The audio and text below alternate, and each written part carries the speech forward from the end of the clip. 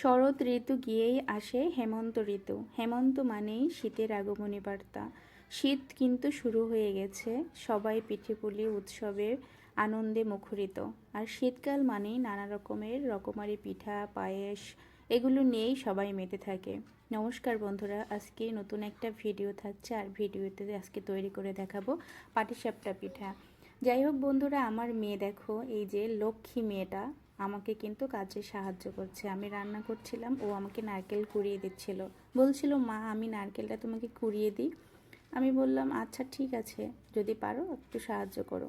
তো মেয়ে আমাকে সাহায্য করছে, আর ওদিকে আমি পিঠা বানানোর জন্য অন্য অন্য কাজকর্মগুলো এগিয়ে নিচ্ছি। তো যেটা বলছিলাম, শীত মানেই নানা রকমের পিঠে পায়াস এগুলো খাওয়া দাওয়া, বাড়িতে নতুন নতুন মেহমান আসা যাওয়া করা, এগুলি নিয়েই কিন্তু শীতের দিনগুলো কেটে যায়।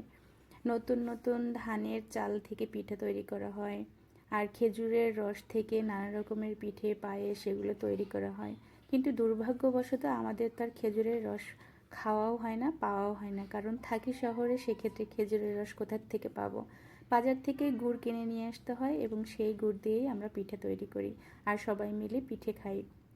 যখন বাড়িতে থাকি তখন গ্রামের বাড়িতে বিশেষ করে সকালবেলা একদম কুয়াশা ঢাকা সকালবেলায় গাছ থেকে একদম টাটকা রস পেড়ে নিয়ে আসে, এবং সেই রস জ্বালিয়ে গুড় তৈরি করে বাড়িতে তৈরি করা হয় বিভিন্ন রকমের পিঠে। সাজের পিঠে, কুলি পিঠে, পাটিসাপটা পিঠে, আনতাসা পিঠে, আরও কত রকমের পিঠে। আর সেই সব দিনগুলো কিন্তু এখন আমরা ক্রমশই হারিয়ে ফেলছি। সময় মতো বাড়িতে যাওয়া হয় না, আর সবাই কাজের কর্মে এতটাই ব্যস্ত থাকে যে এখন আর সেই পিঠে পায়েস তৈরি করে খাওয়াও হয় না। যাই হোক বন্ধুরা, আমি আমার পিঠে তৈরি করার জন্য এখানে কিন্তু ক্ষীর তৈরি করে নিয়েছি। দুধ এবং চালের গুঁড়ো দিয়ে একটা ক্ষীর তৈরি করে নিলাম, আর এখানে পিঠার জন্য একটা ব্যাটার তৈরি করে নিয়েছি। আজকে আমি পিঠাটা তৈরি করছি কিন্তু চিনি দিয়ে, আমি গুড় ব্যবহার করছি না।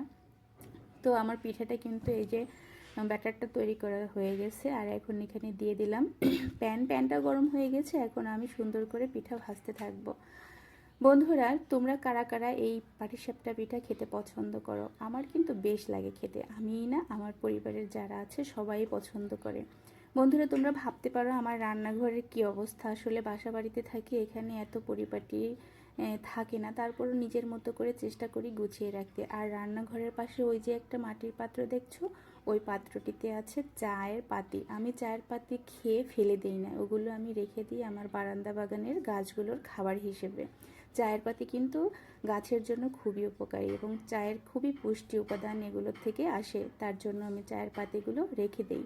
চায়ের পাতিগুলো একদমই নষ্ট করি না।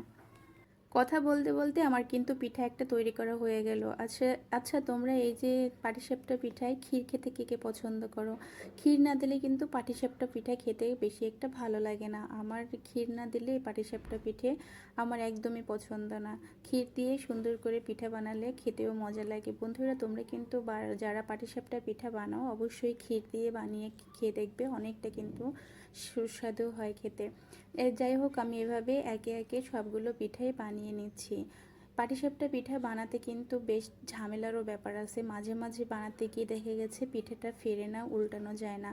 তাই আমি কড়াইতে খুব একটা বেশি ভাজতে যাই না। কড়াইতে ভাজতে গেলে এই সমস্যাটা আমার প্রায়ই হয়, তাই আমি ফ্রাই প্যানেই ভাজতে যাই। আর ফ্রাই প্যানে ভাজতে গেলে দেখা যায় পিঠাগুলো খুব সুন্দর হয়, একদম ভাঙে না, একদম পিঠাগুলো পারফেক্টভাবে তৈরি হয়।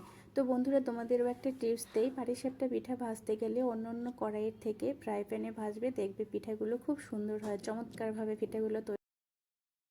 কেমন হয়েছে পিঠা? ভালোই হয়েছে। ভালোই হয়েছে? টেস্টি হয়েছে? ঋষিকা, আমিও ভালো হয়েছে।